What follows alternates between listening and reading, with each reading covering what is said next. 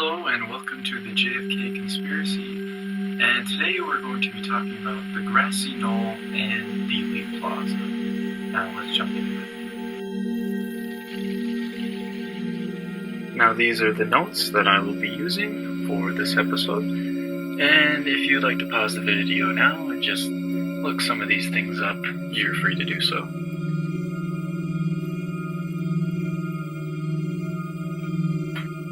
Alright, a few things to know about the Knoll is that it was only a couple yards away from the Texas School Book Depository building. And here's just a rough sketch that I drew. And as you can see, right here is Main Street going down. Then motorcade route turns on Houston and goes this way. Then goes towards Elm down here to a triple underpass.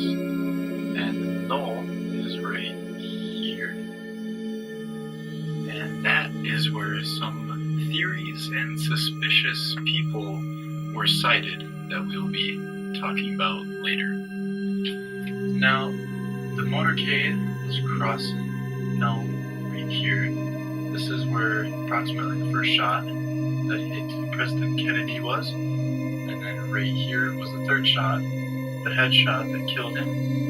And up here is another star that I put where Lee Harvey Oswald's sniper nest was. And right here, this star was where a suspicious person was found who had Secret Service credentials, but was never gave anyone a name, and we don't know who that person was.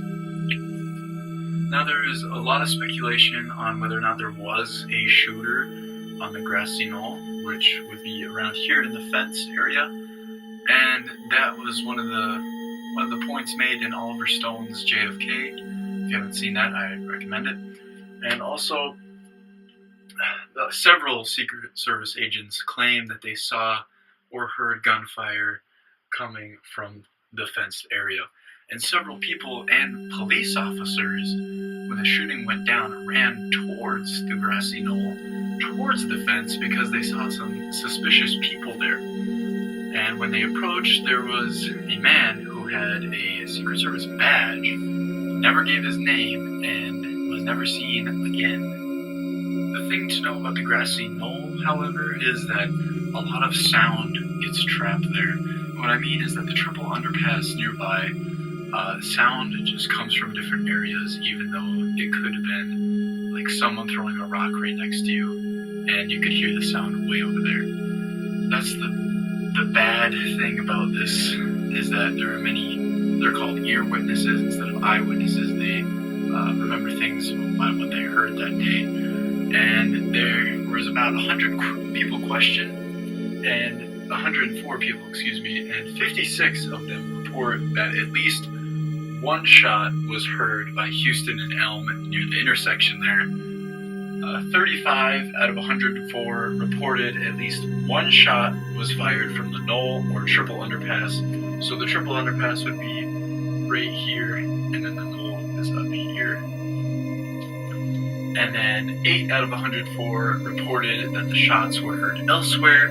They don't really give a great enough assumption of where, they just heard them from somewhere else. And then 5 out of 104 reported that shots were heard from 2 different directions, which would add to the theory that there was a second shooter by the Knoll, which they assume that there was one shooter by the fence, so he could have a clear headshot on to President Kennedy, where then there would be another shooter in the 6th floor of the Texas School Book Depository who would have a clear shot from the side and the back.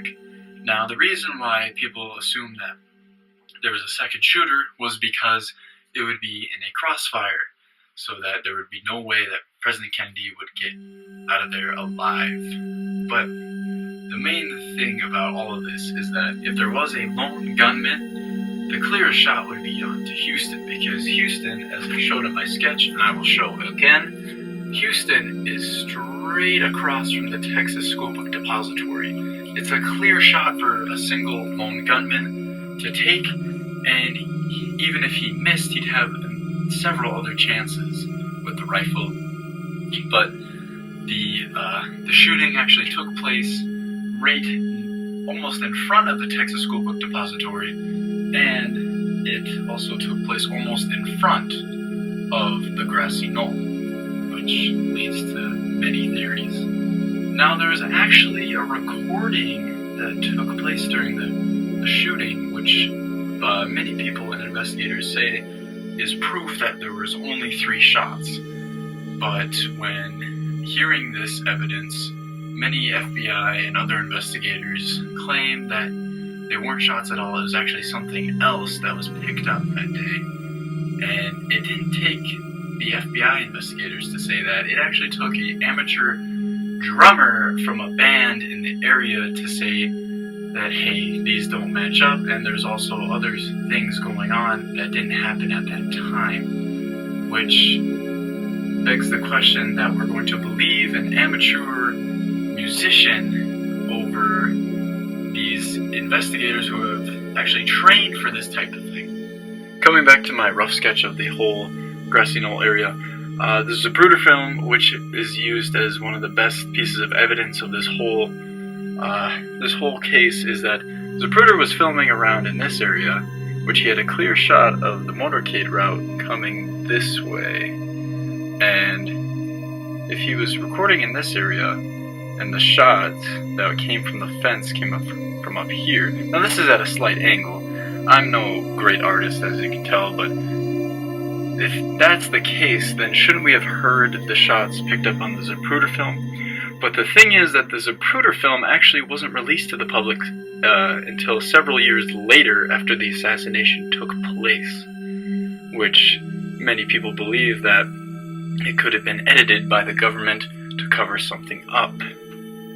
Thank you guys for watching. This was just a little video about Dealey Plaza and the Grassy Knoll, and a little bit about the motorcade route. And subscribe, give it a like if you enjoyed and if you want to see more. And tune in next time where we will be talking about why would people want to kill JFK. Thank you all for watching.